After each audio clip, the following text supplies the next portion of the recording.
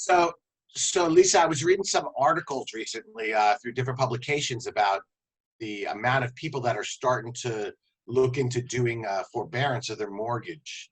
I thought that might be an interesting topic for us to talk about today. Yeah, well, we've been talking about that quite a bit, and whether it's a good idea and how it's being used, but also how it's going to affect the housing market in the near future, and even later. And I think those things are really good to keep in mind when looking for relief and how much we need.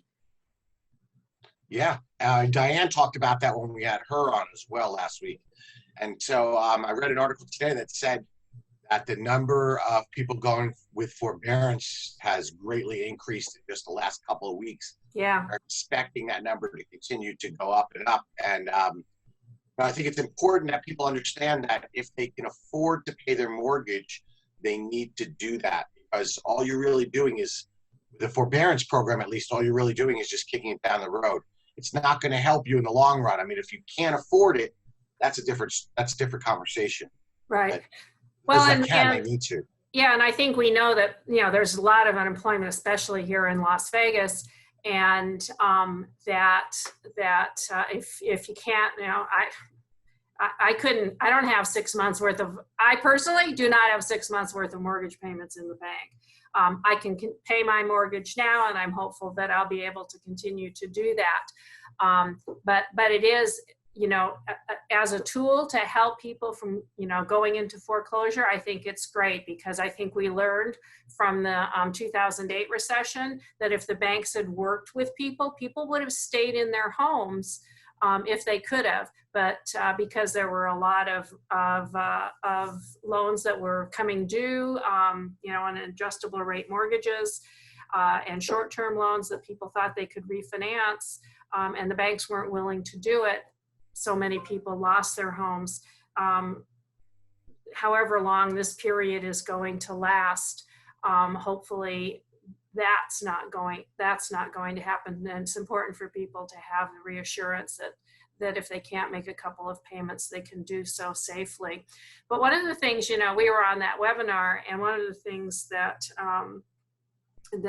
they talked about was how this is going to affect credit, in the longer term. Right now, they're telling us it's okay, it's not going to affect our credit, but we both know that rules and how credit is evaluated are not static. They change all the time. And one thing that I'm thinking of right now is that people who had done short sales and supposedly were going to be able to buy again in 2 years because they had the capacity to make payments. They just either couldn't refinance the house when they were being required to, or the house had fallen so much in value they were never going to make it up. And then all of a sudden, and that was the established credit rule at the time, and then it changed. And for people who had, I think it was conventional loans, that changed from 2 years to 4 years and foreclosed a whole lot of people out of the real estate market that could have been participating. And one of the things I think we are hopefully watching today is how what decisions are made today affect the real estate market, because I think we could be one of the leaders in coming out of this recession. The housing could be, as long as credit credit isn't tightened up too much, and we're already seeing that it is. Yeah, actually, Diane talked about that too. She already said that they're starting to, on certain programs and on certain loans, they're raising the necessary credit scores to qualify for those. They've from done like that. The lower 600s to the middle upper 600s. Well, I think FHA is at 680, and it used to be 640, and that's a significant change. But I think we should also go back to talking about forbearance and how it's going to affect the mortgage servicers. That's the people who we make our mortgage payments to, and they take care of our escrow accounts and everything. And like you said, 6% of all loans have, I guess, been accepted into the forbearance program. But the mortgage servicers still have to pay the investors who bought the loans and also our homeowners insurance, our taxes, and whatever else is being paid out of that escrow account. And those guys are going to have to continue paying those, even though their income is going down. Yeah. And you know what? There's definitely going to need to be some intervention by the Fed at some level, and I think a lot, because otherwise there's going to be a problem, because those people aren't going to be collecting enough money to stay open themselves. Can you say that again, Andy, because your audio cut out?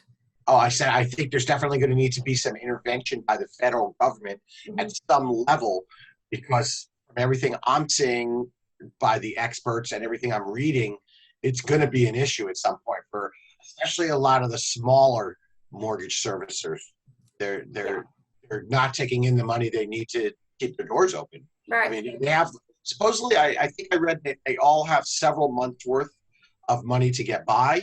But once this goes past that, it's going to be an issue. And like some of the loans, I've talked to somebody not that long ago, and they were saying like they offered them a forbearance of like 4 months. Well, they were people in the service industry, bartenders, waitresses. That's not going to be long enough for them, probably, because even when we reopen, hopefully in a couple of months, things are going to be slow. I mean, people aren't going to be making much money for a little while. Yeah. Well, one of the things that was unusual about the way they passed the first, when Fannie Mae and Freddie Mac came out and said, we're going to institute this forbearance, is you don't have to actually show a hardship like we did when we were doing short sales. We had to have a letter, and we had to have bank statements and everything else showing loss of income. And they didn't require that for this. You know, we can really hope that most people are going to be on the honor system and only ask for it if they really need it. But you know, it's should you make your mortgage payment or put the money in the bank? Those are really good, you know, questions people are going to have. And I think that's probably why they didn't require people to show immediately that they had loss of income, because people have been working for a while, but now are being furloughed, especially here in our gaming industry, where you know, the staffs, you know, a lot of staff was let off right away, but the people who are actually on the business side continued to work for quite a while, and now they're being furloughed as well. So it's a really difficult situation, but I understand that there's the possibility that there's money to help the servicers through should they run into trouble, because even though I mean, it's really kind of a domino effect where one decision that is made can affect other businesses further down and increase the economic hardship that we're having and will continue to have. Yeah. People, I think in general, the general public at least, they need to be educated, and hopefully they'll watch things like this, other things, to see that there's really not a benefit to not paying your mortgage. It's not a benefit. Yeah, for sure. As long as you can afford to pay it. Yeah. As long as you can afford to pay it. I mean, all you're doing is moving the payments down the road. That's not going to help you in the long run. You're not saving money. If you sell your house, you'll have less equity because you didn't make some of it. In the long run, it's all going to break even. If you can't afford it, like I said, that's a different conversation. One of the things I think, you know, I have a hard time getting my head around is when I get a home loan, I imagine this nice little package, and it gets sold, and the servicer starts servicing it.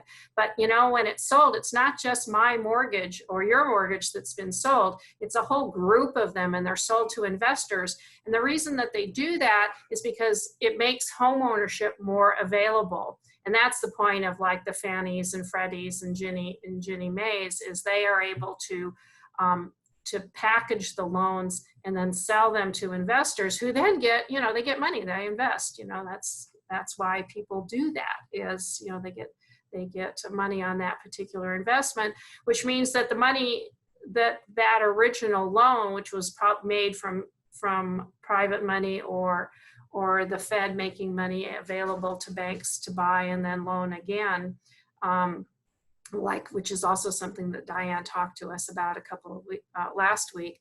that's why the servicers need to keep paying out that money, because because people invested in those mortgages, so that more money can be made available and home ownership can be made available to more people.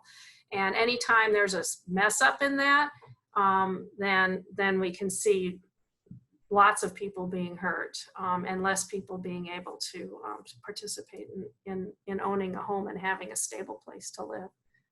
Yes, I would agree with all that. Yeah, hopefully, I mean, obviously everything's ongoing right now. It's pretty new and it's different, it's unique. We've never been in this position, but hopefully as things roll along, cooler heads will prevail and we'll come up with everything rolls along, like you said, so that housing can actually be a leader in our recovery.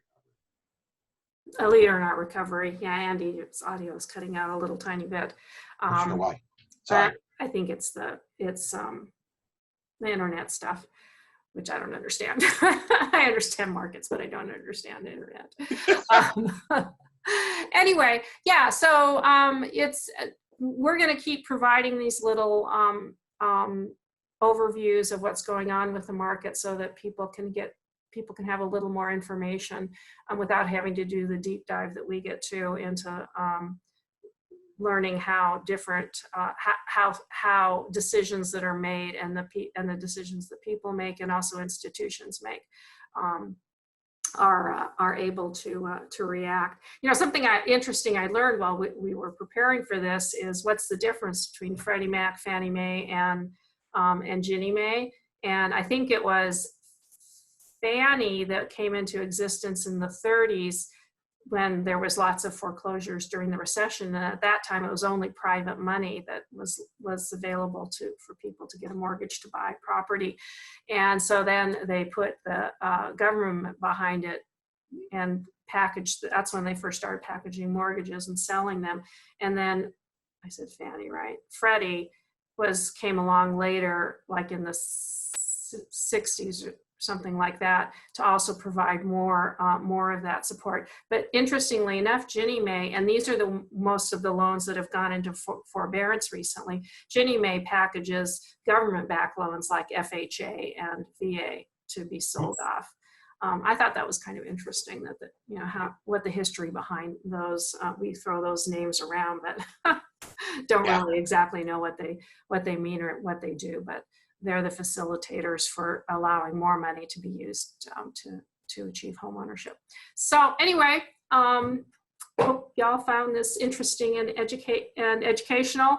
Feel free to make any comments when we post this on Facebook if you have any questions, and you can continue to join us. A couple other things too. Mm-hmm. I just wanted to say houses are still selling. We've been posting the daily, 3 times a week, I believe we're posting what's going on in the last week in our local market here. I actually got into a contract today, made an offer on a home just a little bit below list price, and we got it accepted. Prices are not, at this point at least, on the downward trend, and homes are still selling at a good rate. It's still possible to see homes. So if you need any assistance at all, please don't hesitate. And if you have any questions or you want to contribute at all to our conversations every Tuesday, Wednesday, and Thursday from 11 to 12, please feel free to do so.